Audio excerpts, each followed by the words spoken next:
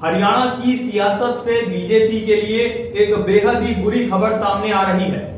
दरअसल ताजा सर्वे में मुख्यमंत्री मनोहर लाल खट्टर की लोकप्रियता की पोल खुल गई है।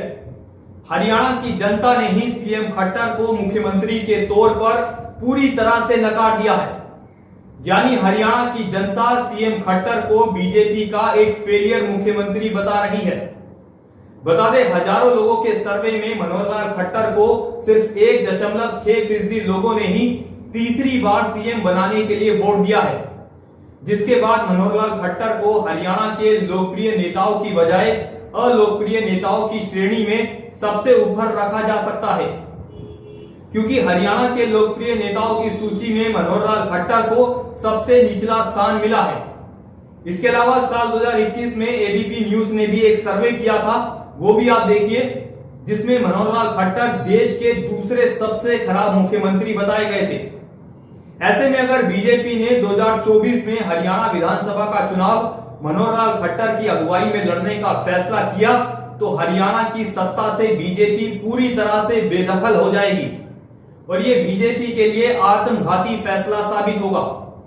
बता दें, 2014 में बीजेपी हाईकमान ने बड़ी उम्मीदों के साथ मनोहर लाल खट्टर को सीएम बनाया था। रामविलास शर्मा जैसे बड़े नेता की उम्मीदवारी को खारिज करके बीजेपी हाईकमान ने खट्टर साहब को इसलिए मुख्यमंत्री बनाया था ताकि वो हरियाणा में बीजेपी की जड़ों को मजबूत कर सके और बीजेपी उनके बलबूते पर सत्ता की लंबी पारी खेल सके। लेकिन 2019 के चुनाव में बीजेपी को बहुमत नहीं मिला। बावजूद इसके बीजेपी हाईकमान ने लगातार दूसरी बार मनोहर लाल खट्टर को सीएम की कुर्सी पर बिठा दिया। पार्टी हाईकमान को उम्मीद थी कि पिछली बार की नाकामियों से सीख लेते हुए खट्टर साहब बेहतर काम करेंगे और पार्टी को बहुमत के आंकड़े पर ले जाकर तीसरी बार सत्ता का स्वाद चखाएंगे। लेकिन न्यूज ब्रॉडकास्ट 24 का सर्वे बता रहा है कि मनोहर लाल खट्टर बीजेपी को तीसरी बार सत्ता का सरताज नहीं बनाएंगे, बल्कि बीजेपी का सुपड़ा साफ करवाने का काम करेंगे। मनोहर लाल खट्टर इस समय हरियाणा के ऐसे इकलौते नेता है जिनका एक भी सीट पर असर नहीं है। यानी 2 बार के मुख्यमंत्री होने के बावजूद खट्टर साहब में इतना दमखम भी नहीं है कि वो किसी एक सीट पर भी अपना प्रभाव छोड़ सके। यहां तक कि करनाल जिले की 5 में से 4 सीटों पर 2024 में बीजेपी के लिए हार का खतरा मंडरा रहा है। खुद खट्टर साहब करनाल सीट पर संघर्ष करते हुए नजर आएंगे। अगर कांग्रेस ने कोई तगड़ा प्रत्याशी वहां पर उतार दिया तो खट्टर साहब हार का शिकार भी हो सकते हैं। अब आप खुद सोचिए, जिस सीएम की लोकप्रियता का ग्राफ सिर्फ 1.6% हो, वो पार्टी को तीसरी बार सत्ता का सरताज कैसे बनाएगा।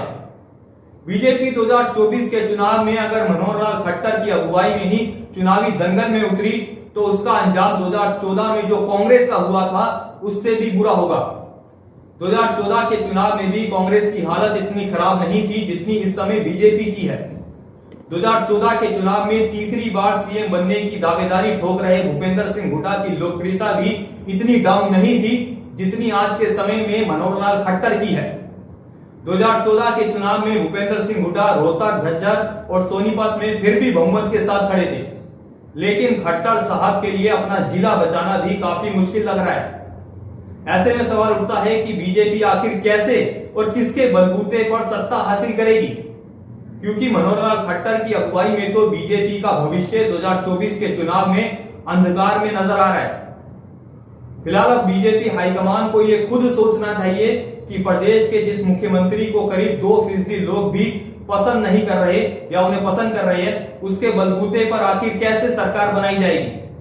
ये कड़वी सच्चाई है कि 9 साल सीएम होने के बावजूद मनोहर लाल खट्टर अपने आप को दमदार नेता साबित नहीं कर पाए और ना ही जनता के नेता बन पाए हैं और ना ही बंसीलाल और ओम प्रकाश चौटाला की तरह ब्यूरोक्रेसी में सुधार कर पाए हैं। उल्टा मनोहर लाल खट्टर के राज में प्रदेश में बेरोजगारी और भ्रष्टाचार चरम सीमा पर पहुंच गया है। यही वजह है कि बीजेपी आज उनकी अगुवाई में एक खतरनाक पोजीशन पर खड़ी है।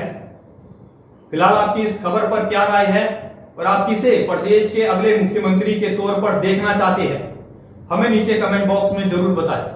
फिलहाल के लिए इतना ही। ऐसी तमाम अपडेट्स के लिए देखते रहे न्यूज ब्रॉडकास्ट 24। नमस्कार।